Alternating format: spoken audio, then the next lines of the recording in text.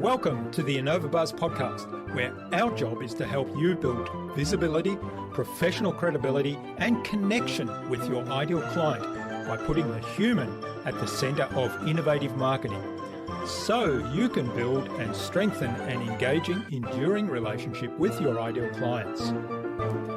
I'm Jürgen Strauss from InnovaBuzz, and I'm honored that you're here with me.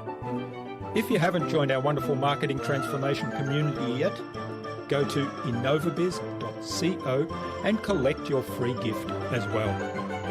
Do subscribe to the show and also leave a review because it helps others find us. Let's get into today's masterclass on this InnovaBuzz podcast.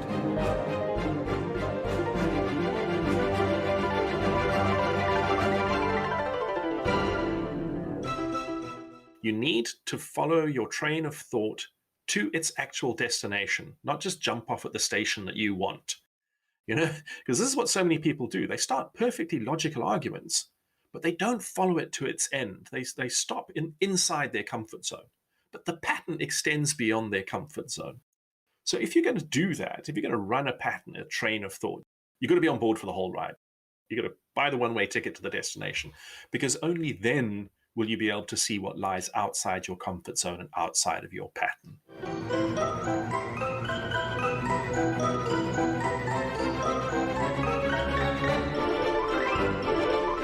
Welcome back. I hope you've had an awesome week so far. Now, if you haven't yet listened to my recent conversations with Brooke Salas of B Squared Media and with Danny May of Lingmo, then go listen in, but only after you've listened to today's conversation, of course. I'm really excited today to have on the InnovaBuzz podcast as my guest, David Chislett. David is a creative at large. He's had a career as a journalist and publicist. He's played bass in a long line of bands, published short stories and non-fiction and poetry, as well as made documentary films. As a result of all that, he's appeared on stage over the years as a bass player, an actor, radio and TV journalist, a keynote speaker, an MC, an interview host, and a workshop facilitator and trainer. David offers keynotes, training and coaching to professionals and entrepreneurs needing to find staying power and angles in a fast-changing world. David believes that everyone is inherently creative, but that not everyone has honed the right tools to make it useful to themselves. Creativity is more like breathing than people think, and at this point in our history as a race, we need it more than ever to survive the place we're in. That's a direct quote from David. In our discussion today, David talked to me about how to be always consciously present and observing without judgment. He explained that creativity is a capacity, not a talent. It's exercising the capacity that's what's important, and that differentiates people that show more creative endeavour than others. And we talked about his bend, blend, break mantra of creativity. Without further ado, then, let's fly into the hive and get the buzz from David Chislett.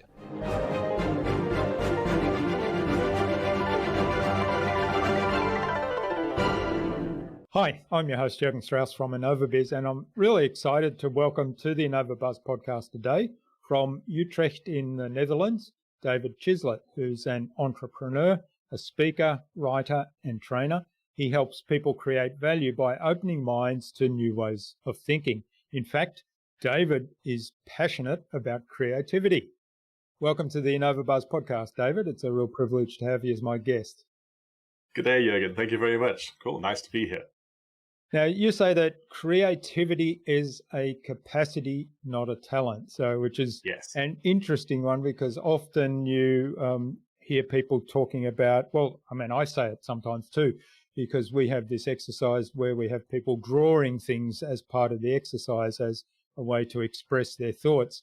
And I always tell people, well, don't worry about the quality of your drawing because I'm the world's worst drawer. I don't have a creative bone in my body, I often say in that, and yet that's not true, obviously. So you say it's exercising the capacity is what differentiates people that produce more creative things than those that perhaps don't. So let's start by your definition of creativity. What is that? Yeah, so I define creativity as an inherent human capacity, and it's inextricably bound up with our intelligence. The easiest way to talk about creativity is to refer to it as a process of joining the dots. A lot of traditional definitions of creativity use words like original, unique, and having value. And I have a bit of a problem with all of those things because, as the bard himself once said, there is nothing new under the sun, despite also saying always something new out of Africa. But anyway, according to the research that many people have done a lot smarter than I am, and in particular I draw on the work of Dr. David Eagleman, who says that every single creative act can be summarized as either one or a combination of three processes. Either a bend, where you take an existing idea and you bend it to a new use, a blend, where you take two concepts and combine them in order to get something different out of it, or a break, where you disassemble a more complex idea and then use the parts in a different way. And it's very hard to look at anything that we call creative and not see one of those or two of those three processes in action. And that's why I tend to come back to, when people say to me, what is creativity? I say it's a process of joining the dots. Yeah, which is not a very satisfactory answer, but that's why everyone's been busy for 70 years with this idea of what is the definition of creativity. Yeah. Well, actually, I love the joining the dots analogy. And in fact, I love the bend, blend, break strategy. And I'll come back to that in a moment. But just talking about creativity and the definition of joining the dots. I mean, as a species, we are all creative. Otherwise, we wouldn't be here, right? Because the challenges that every single one of us face every day in normal day of life. Now, some of those challenges might be quite trivial, like walking outside and it's cold. So then we go back and grab a jacket to put on or something like that. Now, you could argue that's creative in some ways because it's changing what you're doing to take care of yourself. And there's examples of that in terms of, we have a saying in German, I don't know if it translates in Dutch, and I'll say it later on after we've recorded, but it basically says that everybody that can't adapt or change or come up with a new idea is lost. And we kind of say that when we observe somebody doing something in a completely different way. Yeah. I think one of the reasons why our capacity for creativity is so underestimated is that it is so everyday. Now neuroscientists have, with the advances in science and scientific equipment, have been able to monitor people's brains while they're doing particular activities. And when somebody is engaging in what we would consider to be an artistic creative act, and when someone is engaging in an act which requires problem solving or coming up with ideas, the science shows that exactly the same areas of the brain light up in the same way and in the same order. In other words, on a neurological level, exactly the same thing is happening, whether you are trying to find a new road home because there are roadworks, or whether you are composing a sonata. It's a bit like intelligence. It's not whether you are creative or not. It's actually how creative you are. And quite often that's blurred by which skills do you feed into the creative capacity in order to see what you get out the other side. I think a lot of the confusion goes around the skills versus the capacity. Yeah. Yeah, I love that. Just coming back to what you said a little while ago about the bend, blend, break analogy. I love that because if you take that and say, well, can we use that and can we ask ourselves the question, can I bend something with this situation? Can I break something with this situation? Or can I blend something else in? Or can I take two things and blend them together, all of a sudden you have a process for conscious creativity, right? Absolutely. I mean, it's fantastic. I mean, right now, the world's very busy with things like lean and agile. And lean and agile are classic bends. You know, lean comes from the automotive industry and agile comes from the software development industry. And yet major corporations of all different walks and stripes are now adopting those things. They're taking them from where they were and what they're intended to, and they're bending them into something else. And it's revolutionary. It's changing businesses. And that's how simple it can be. You just need to look for something that's working really well in a different context and transplant it to yours. And that is a form of creativity without a shadow of a doubt. No one else has thought of it, so it's new. And it definitely will deliver value if you want to stick to the old definition. All right. Now, your mantra is rebel, reject, create. So talk to us a little bit about that and the meaning and what's involved in executing that. Yeah, sure. So I say rebel, reject, create because I find that in our world, so few people think that they are creative, and yet so many people are dissatisfied with the way things are in their life or in their work or what they observe in society around them. So in order to be able to find new things, you've got to be able to let go of the old things. I think it's a fairly intuitively tactile truth that you can't have something new if you don't, first of all, let go of the old. So in order to get there, you need to rebel. You need to rebel against the rules, the way things have always been done, and against the old wisdoms. And you need to say, no, wait a second, I'm going to put that aside. The second step is that you also need to liberate yourself from your own judgment and your own preconceptions and your biases. I mean, we're all biased. You've heard of confirmation bias, and there's racial bias, and there's all sorts of things. So you need to reject those things too, because what keeps us on the tracks and doing the same stuff is not just what's around us, it's also what's within us. And once you've been able to rebel and reject, you have stepped into a space which is ambiguous and complex, and there are no predefined or predetermined outcomes. And in that space, you can truly create. So that's the mechanics of the mantra. All right. So talk to me a little bit about uncertainty. You know, you talked about jumping in or moving into that space of uncertainty where you say, okay, we've always done it this way, but let's put that aside. And yes, I've got this bias that says I'm only seeing those things that confirm my opinions. I'm not seeing other stuff. Let's put that aside. Now, all of a sudden, all those things that I kind of hold on to that hold me up and worse still, maybe even a part of my identity are all gone. Yeah. How do we deal with that? You're taking the words out of my mouth. Yeah. How do we deal with that uncertainty? You've got to practice it. And on that level, it is like a skill, this whole creative thing, is you've got to get used to it. You know, highly creative people that don't have an identity threat experience when they step into a space where they just don't know the answer, where there are apparently a lot of different answers.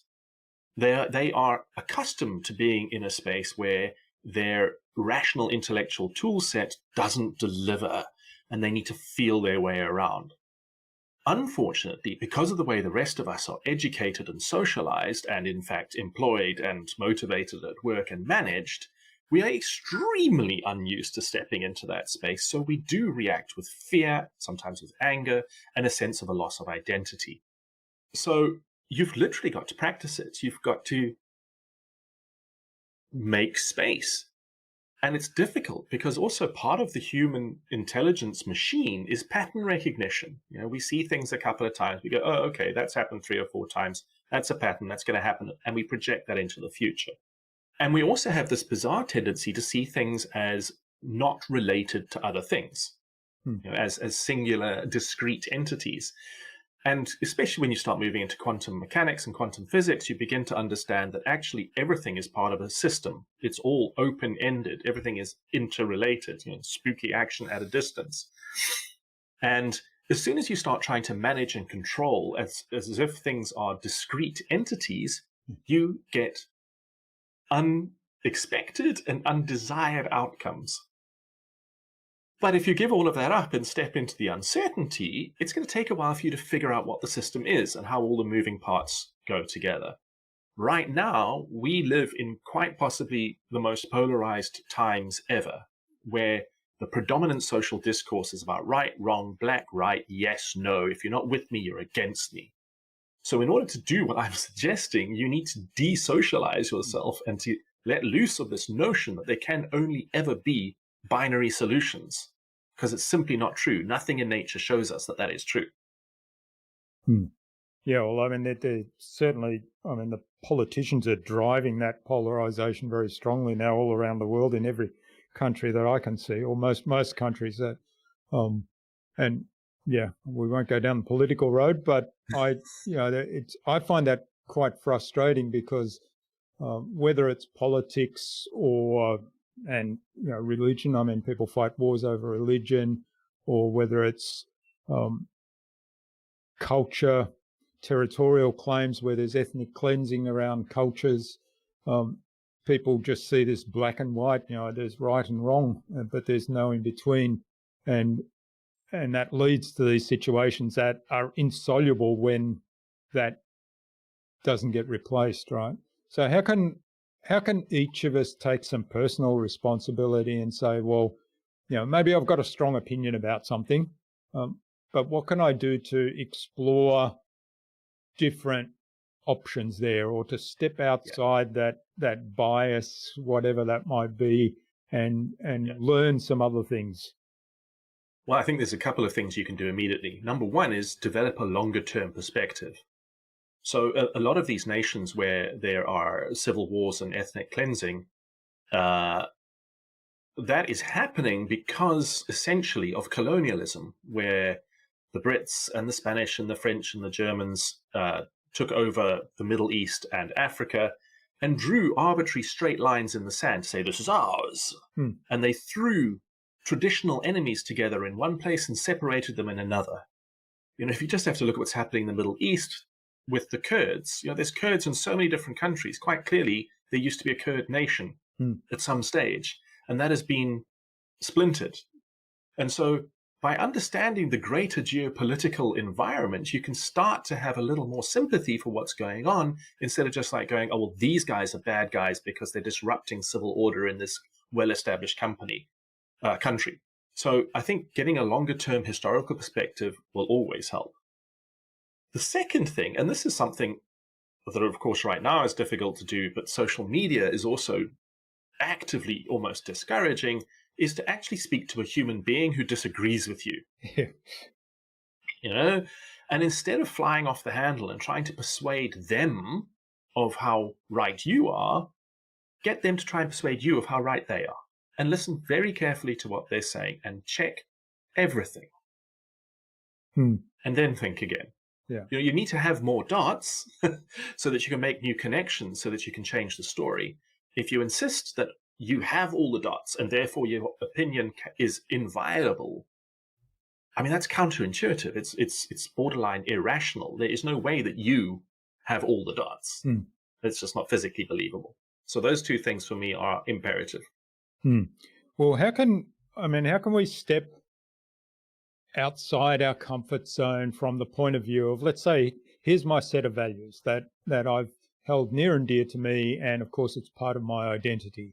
Now, it doesn't mean to say that by listening to somebody else who doesn't share those values and whose opinion I don't share either, that I have to abdicate those values.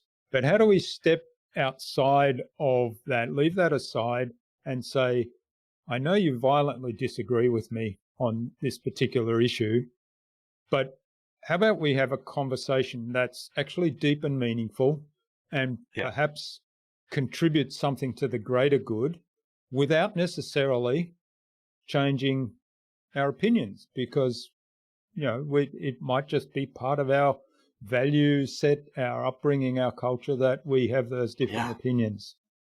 And most of the time it is just because of that. And these things have become weaponized. I think, first of all, there's a very important concept when it comes to being human that many of us are not embracing enough. And it's sovereignty, this idea that you are a sovereign being. Because if you are a sovereign being, that implies that you are actualized, that you are responsible for yourself and for your own actions and your thoughts, and you are well acquainted with the notion of who you are, the beginning and the end of your identity.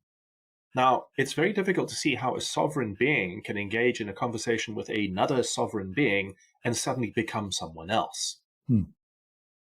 Unfortunately, the politics of the last 500 years have required us to abdicate that sense of sovereignty to the state, to the government, to the boss man, to whoever it happens to be. And so the notion of having conversations feels incredibly risky to us, because it almost feels like we might be being disobedient or not listening to the boss man anymore, or somehow becoming someone else, because that isn't what the rules say we should do. And that's part of my rebel part of the mantra is, you've got to question everything. And then you got to ask why after that. But because if you haven't, you're taking everything on spec. You're taking everything as given. And you don't have to be a conspiracy theory to know that people have hidden agendas, that there are reasons why things are stigmatized that have nothing to do with what you're being told, because it's expedient, because it's much easier to run a country full of people who are polarized than it is to run a country with hugely diverse opinions. One of the reasons why the Netherlands really struggles to make progress on some key issues is because every single government, for goodness knows how long, has been a coalition, because there are so many parties in parliament, which is stark contrast to most of the systems you see in the rest of the Western world. It's very difficult to be an autocrat when you have diversity of thought. And unfortunately, a lot of these things are fairly autocratic in the way they run out. I mean, I don't per se have a massive problem with all religions. But if you look at them objectively, quite a lot of the dictates of religions are pretty autocratic. You must do this, you can't do that. You're not even allowed to think about options because you're naughty, right? You're not sovereign. You're gonna wander off the true path. I have a problem with that. I think that's responsible for a lot of the issues that we as a species encounter at this stage of our civilization. Well, I think there's there's dogma in all kinds of areas that, like you mentioned, we abdicate our sovereignty. And to me, coming back to what you said earlier about what the neuroscientists have discovered, I mean, we all kind of make up our own reality anyway, right? And so to a scary extent, it's what we let into our senses, because there's so much information that we're bombarded with, and we only let a very small part through our filters, and our filters are our values, our upbringing, our culture, the experiences we've had. And to then say, well, this tiny little bit that we let in and that shapes our view of the world, which is completely different to the next person. My wife, who I live with and have been with 30 years, she probably has a completely different view of the world. And yet, we have so much in common. And you take that then to the next step and say, well, remove somebody further out in terms of relationship, and it's got to be so much different. And yet a lot of us can't accept that another person has a different view of the world, and that's okay. Yeah. I mean, the thing for me about this is so interesting is that the assumption seems to be that if I learn something new or start acting in a different way, I become a fundamentally different person, and that's a bad thing. So yes, if you start acting differently, as far as other people are concerned, you do become a different person, because all they can see is what's happening on the outside. But are you less of a person, or are you more? I mean, I would argue that it is a positive development. You don't leave the old person behind. You add to that person in order to become more. So in other words, it's not that you're not that person anymore. It's that you're that person plus, and plus, plus, plus. Yeah. And unfortunately, the perception seems to be that it's you're that person less and less, and therefore you're less of who that person is. And quite a lot of this comes from other people, right? Because we're part of their pattern. And if we change, that messes up with their pattern, which means they have to change the way they're thinking, which means they're possibly going to be changing, which means they're going to become someone else, and they can't possibly be having that, so you're not allowed to change. All right, well, let's circle back a little bit more to creativity. You mentioned the word patterns there, so that's triggered a thought in my mind, because one of the things you said earlier on is connecting dots. And to me, the ability to see patterns in things. I mean, often to me, and I have these aha moments where I suddenly see this pattern and think, well, that's something that could fit over there. And so talk to us a little bit more. How can we kind of be more, what's the right word, more determined or more conscious of looking for those patterns, of recognizing those patterns in one area and then exploring how we might be able to use those? Yeah. I have a bit of a love-hate relationship with this whole pattern recognition thing, because it's responsible for so much of what's bad in our lives, where we become unthinking and unconscious, and we just run the pattern like it's some kind of a software program. But our ability to spot patterns where possibly none actually exist is undoubtedly what has moved human civilization forward. So insights and aha moments quite often are related to someone suddenly going, hang on, this pattern doesn't just go to here. It goes in through this other thing and out through, and then it comes, and it's, oh, hang on, but that changes everything. And then off you go. So what does that require? Again, it requires a slightly bigger perspective.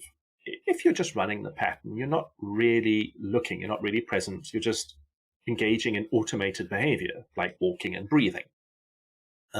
So in order to see the bigger picture, to see what else is included in the pattern, you need to become more consciously present and observe really well what's going on.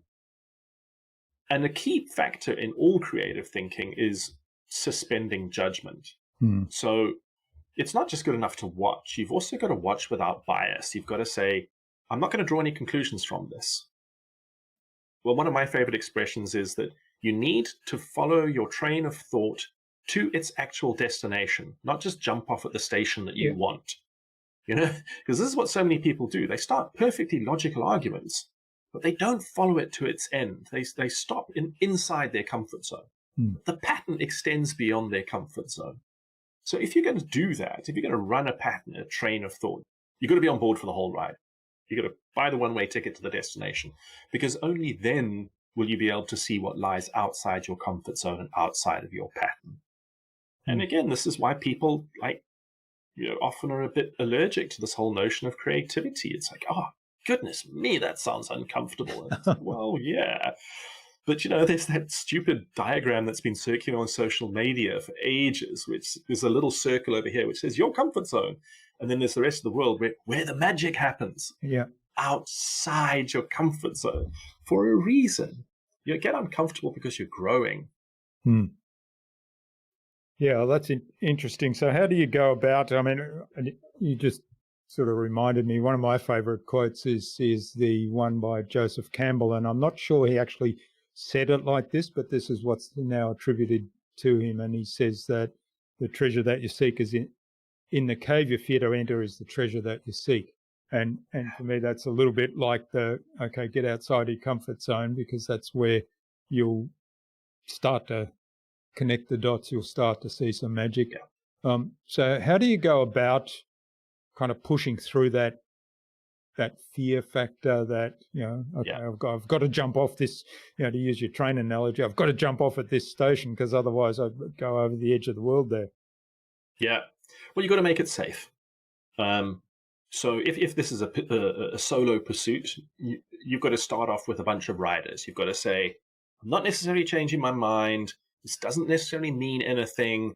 I'm not going to throw the baby out with the bathwater. This is a purely mental exercise or an emotional exercise. Let's just see what's out there. There's no implications. There's no ramifications. Let's go for it.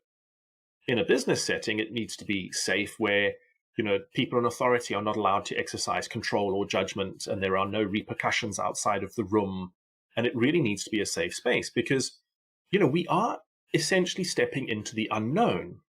Sure, we don't live in caves anymore, and there might not be a Tyrannosaurus Rex outside, But biologically, we experience a similar chemical reaction. So there's fear, there's trepidation.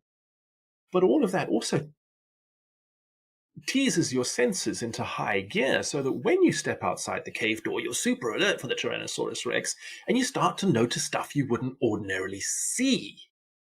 So how do you make things safe for yourself? Well, one of the easiest ways is to get into the habit of doing it. Physical exercise is uncomfortable for most people. But if you spend 2 weeks going to the gym or running around the block, by the end of the 2 weeks, it's like, oh, I can do this. This is all right. Oh, actually, I'm starting to have fun. Let's go a little bit further. And it's exactly the same with creativity. So make time, hold the space, and repeatedly go in there and do it. And run the thought experiments. Try and write a poem, not because creativity is art, but because the act of writing a poem requires you to let go of a whole bunch of assumptions about what writing is, what you are, because you're obviously not a poet, or maybe you are, and then you're going to find out. That's why these things like automatic drawing and the morning pages are such powerful exercises, because all you're doing is committing to filling the page. You're not making art, you're not saying anything important, you're just going through a mechanical process. And then your rational, pattern-based mind kind of goes, oh, blah, blah, this nonsense again.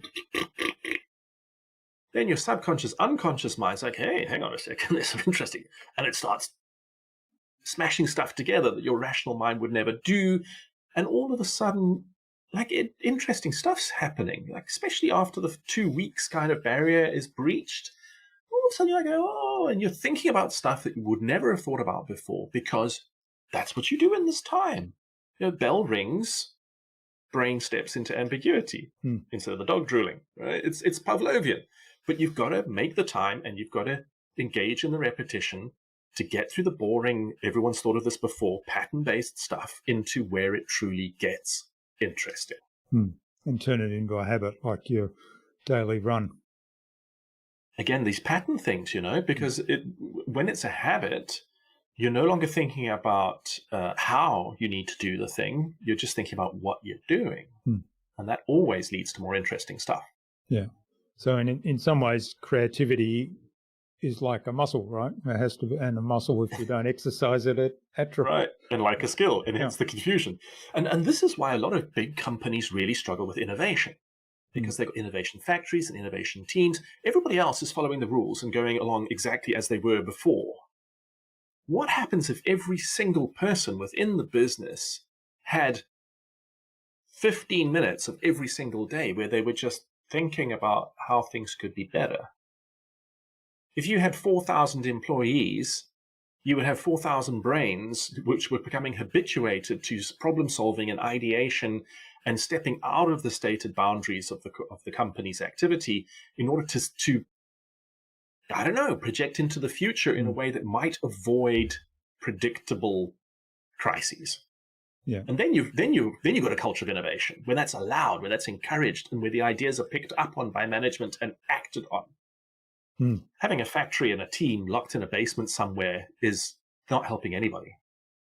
Yeah, well, certainly. I mean, the risk with that is that it's kind of isolated from the rest of the organization, and there's no input in terms of, even though, we're talking about suspending judgment, but there's no input in terms of, well, where could this idea fit? Where could this idea have application, or what problem could that address? Or even turning around the other way and say, well, what problems are there that we're not actually talking about or haven't thought about in this new way? Right. Yeah. If you want to invent a better way to deliver beer, who do you ask? The guys who actually do the deliveries. Yeah. Not management, certainly not marketing. All right. Well, this is fabulous. I could go on philosophizing and questioning about creativity for ages. It's I think there's lots of rabbit warrens we could go down here. But it's probably a good point now, though, to move on to the buzz, which is our innovation round, and it's a set of 5 questions which are designed to help our audience who are primarily see themselves as innovators and leaders in their field. So the questions are designed, well, the answers hopefully will give them some new insights and inspire them to do something awesome as a result today. Cool. I'm confident. Yeah, good. So what do you think the number one thing is anyone needs to do to be more innovative? Exactly what we were just discussing. Make time and hold time. And not every now and then, every week. Yeah. Actually, every day, ideally. And it doesn't have to be a lot of time. Make the time, hold the time. Only do the thinking in that time. Not your accounts, not stupid meetings. Thinking about innovation.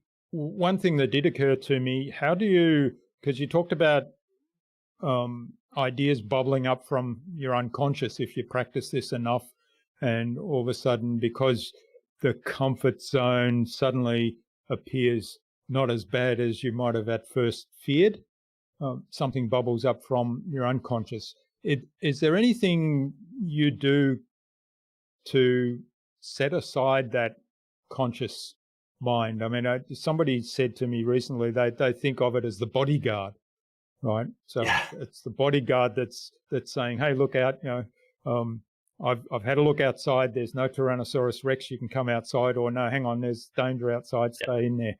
So how do you set that aside so that the power of the unconscious actually bubbles up? Because there's so much more there, isn't there? Yeah.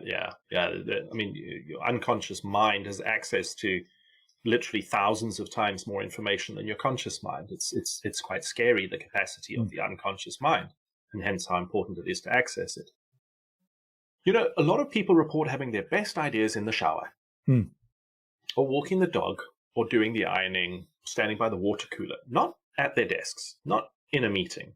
And there's very good reason for that. It's because in order to be able to think creatively, you have to have internal mental quiet. You have to be inwardly focused, not worrying about what's happening in the outside world. You have to be slightly happy, although it's not stressed, anxious, scared even. And you cannot try too hard, because then you think too much and then you focus outwards. So what you can do in order to get the bouncer to let you outside the door is to make sure that you manage your environment so that you can have mental quiet, so that you can be inward looking, and so that you are slightly happy. You know, showers are amazing because, you know, you've showered a lot, so you don't have to try too hard. It's automatic behavior. It's warm, it's pleasant, so you're enjoying it. You're not thinking too much, and it's definitely making you happy. And boom, you know, stuff just starts flowing out. So the challenge, and it's different, the answer to this is different to everybody, is in your day-to-day life, what could you do that makes you feel the equivalent of being in the shower? You know, for some people, it's music, cup of coffee, a particular chair, particular view, talking to a certain colleague will induce this kind of state of mind. But that's the Holy Grail. That's what you're after. You need to be in that state of mind. So you need to observe yourself over time and notice when you start sparking and go, okay, what did I just do? Where was I? Who else was there? What did it feel like? Can I reproduce that? Because me, I'm an early bird. I'm up at 5 a.m. and I'm going, woo, writing, sparking, going nuts. 3 p.m. Useless. So I don't try and be innovative or creative in the afternoons. So it requires, again, a development of self-awareness. And then when you do reserve this time, you know what to do. You know what it feels like. And you need to just fine-tune that for yourself. Yeah, I love that. And for me, a lot of that happens when I'm out riding my bike. Now, particularly in the last few months when we've had COVID lockdown and, you know, restrictions on the number of people that could get together outside even. I've been riding solo a lot, and that's kind of my happy space. And often when I'm not having to talk to anybody else, I'm just churning out ideas. My challenge there is if I'm out for an hour or 2 hour ride, I come back and I know I had 7 ideas, but trying to remember the first 2 or 3, I can usually remember about 3 to 4. But, happens to me when I run, exactly the same thing, and generally when I'm at the furthest point away from home. But when you're cycling, you could have your Bluetooth headset in, and you could do a voice recording. You could just speak it. Yes, that's right. I need to learn how to do that. But what I wanted to say was, so when you've perfected the art of getting into the creative mindset and you've reserved your time, then what you do is rationally, before you step into that space, set the challenge. What do I need to have ideas about? What is the problem I need to solve? What's the process that's not working? We need a better answer. Whatever it is.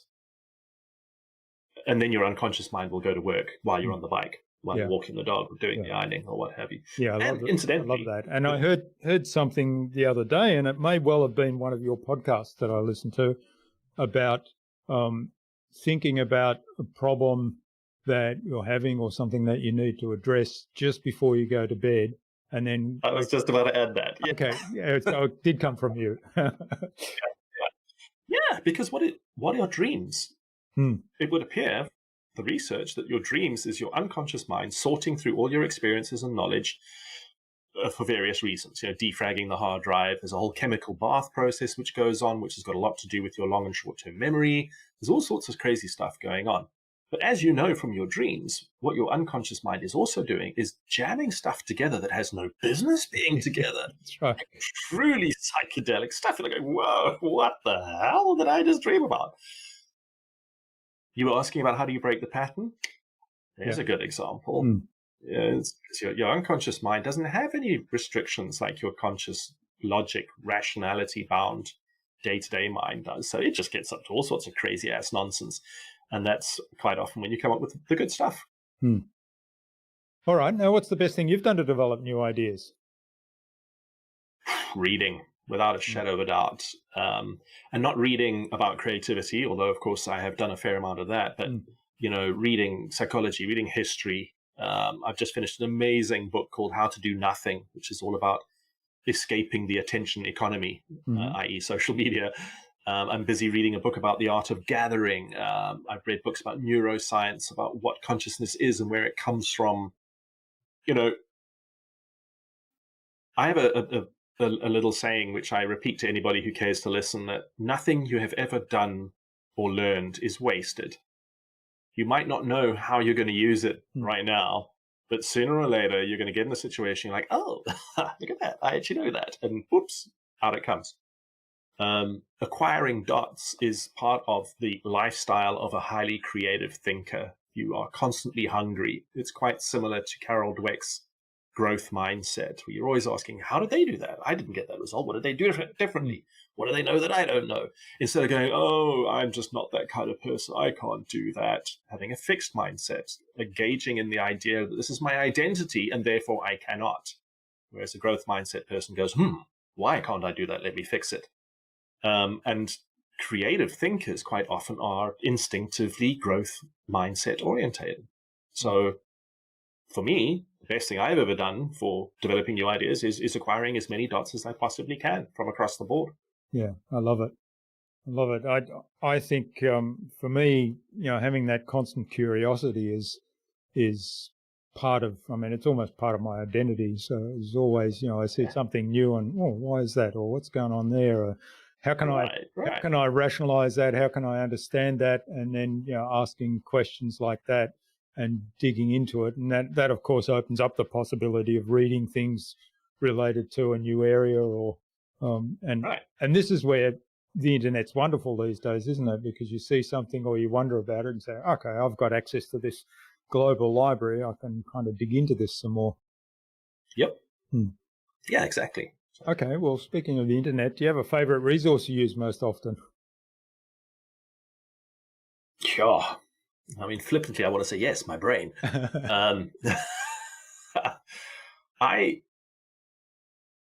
Weirdly enough, I work really well under prompts or briefs.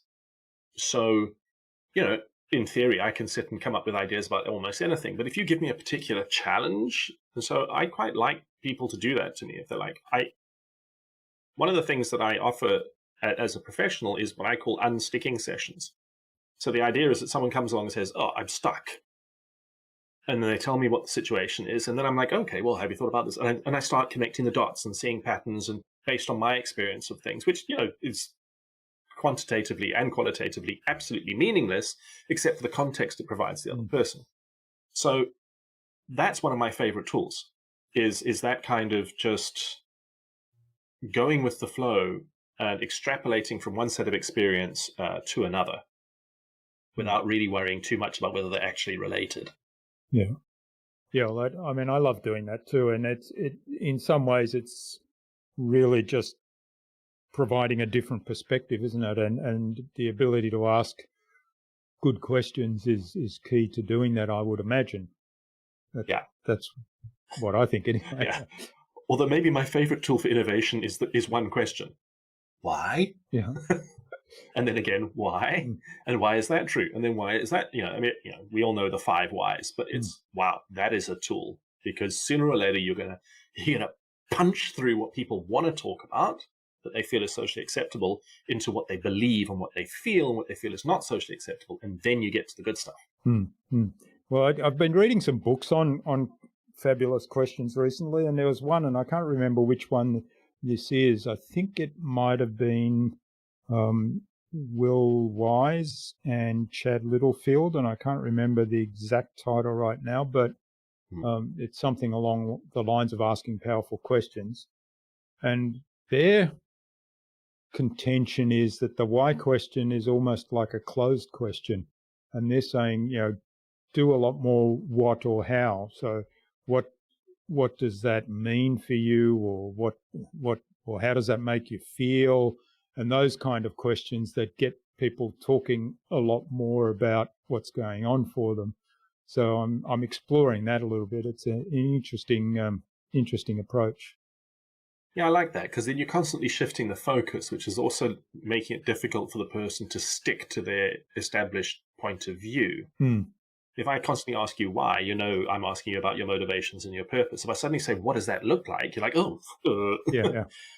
Which might result in something unexpected. Yeah, all right. Or what like that? Or what if that weren't true? They're kind of the ones that they bypass. They're talking about the unconscious mind, because immediately it's like, think of the purple elephant.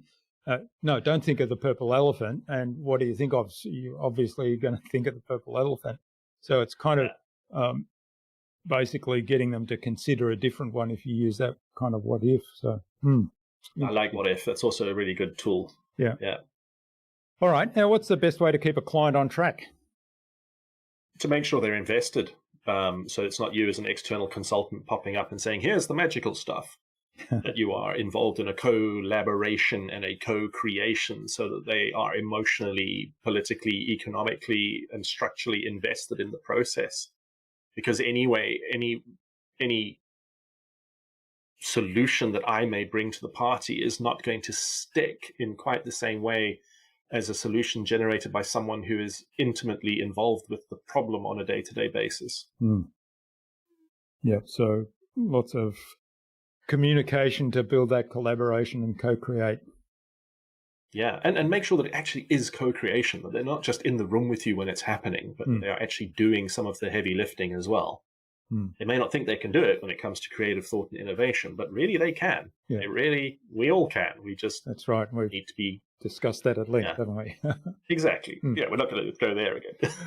Okay, well, great. Now, what's the number one thing anyone can do to differentiate themselves? Be yourself. Be yourself. Yeah, simple. Authenticity. People bang on about this all the time. It's like, we're all unique human beings. It's like, well, yes, then maybe we should behave like we're unique instead of trying to conform to all sorts of these ludicrous standards. Yeah. So yeah, just let it all hang out. If you've ever read advice on how to get more engagement on LinkedIn, you'll see the number one thing is that people respond to actual human sharing, actual like, wow, this is how I felt, this is what really happened, instead of these blithe like rah statements. And it does, it works because you're not trying too hard, you're just being. So yeah, be yourself, simple. And I mean, I think because you mentioned early on in our conversation today about, I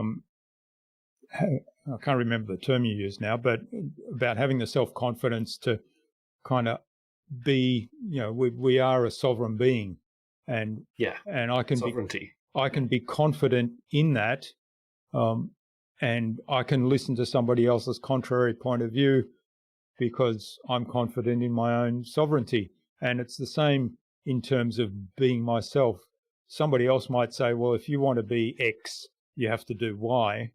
And Y goes against the grain for me, so I'm going to do Z. Right? Now, if I'm confident in my own sovereignty, well, doing Z is fine, and I'll probably make it work and still get X. Yeah. Of course, it's slightly more complicated than that because maybe you are mistaken. But in essence, yes, that is it. All right. Well, fabulous. Now, thanks for all of that, David. Now, where can people reach out, find out more about you, and learn more about what you do, and maybe even reach out and say thanks for what you've shared today? Cool. Very easy. My home on the interweb is davidchislett.com. Chislett is spelled with 2 T's at the end. I've got loads of blog articles and resources on there that you can access. But if you are really interested in learning more about creative process and playing around with it, I also am the co-founder of an event called the Playful Creative Summit, and that's just playfulcreativesummit.com. And that takes place in April every year, this next year from the 21st. And there we've got speakers from all around the world talking about games, gamification, play, creativity, creative thinking skills, and so on and so on. So it's a massive free resource for anybody who wants to skill up in this area. All right. Well, we'll have links to all of that in the show notes. So is that an in-person event or not sure yet? No, well, the weird thing about the summit is that we conceived it in September 2019 before Corona hit. And we conceived it as a purely digital pre-recorded event. And the first one happened this year, literally 3 weeks after the first lockdowns were initiated. And now we're planning for next year with the idea that we want to now start adding interactive live events as well. But the majority of the program is pre-recorded and it's all online. And that means that you don't have to be online at 2 a.m. Central European time in order to catch your favorite speaker. You can log on wherever you are in the world, whenever you want during that day, and watch what you want to watch. Yeah. Well, that's a great way to do it, I think, particularly for online events. All right. Yeah. Now, do you have any parting advice for our listener today? At the risk of being sued by Nike, just do it. I think we have a cultural malaise against starting. We're all so scared of starting, but as soon as you start, everything changes, and then you'll be amazed at what's possible. So just get out there, just try, take the first small step. Great, I love it. Okay, and finally, who else should I get on the podcast, and why? Well, I think my partner in the summit is an awesome person to speak to, Alia Sandovar. She is a gamification expert and game designer, and she has a PhD in gaming. And she's got this amazing take on the idea of the entire world as actually a game that may or may not have been designed by somebody out there or something out there. And so when it comes to innovation and business solutions, she's got some pretty startling answers, which really get the thought juices flowing. All right. Well, it sounds fascinating. Could be a totally different perspective on innovation. Okay. Well, we'll get a intro to Alia from you and reach out to her and see when we can bring her on the show. Awesome. That would be great. Well, thanks so much, David, for sharing your time and your insights so generously with us today. I've really enjoyed this. We've had a lot of fun exploring all kinds of things, creativity, how that plays into innovation, what's wrong with the world in terms of politics and religion, and among other things. But certainly lots of creative ideas for people to explore their creativity some more. So thanks. Excellent. Thanks for sharing all that with me, and I wish you all the best for the future, and let's stay in touch. Awesome. Jürgen, thank you so much for having me on the show. It's been a pleasure.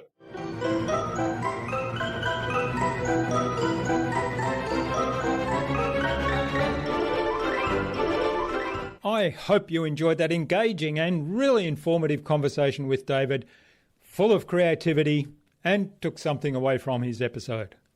I love David's belief that we all have the capacity for creativity and that we should make time to exercise that capacity and build that creativity muscle. I'd love to know what you took away from David's episode. Leave a comment below the blog post, which you can find at innovabiz.co/David Chislett. That is DavidChislett.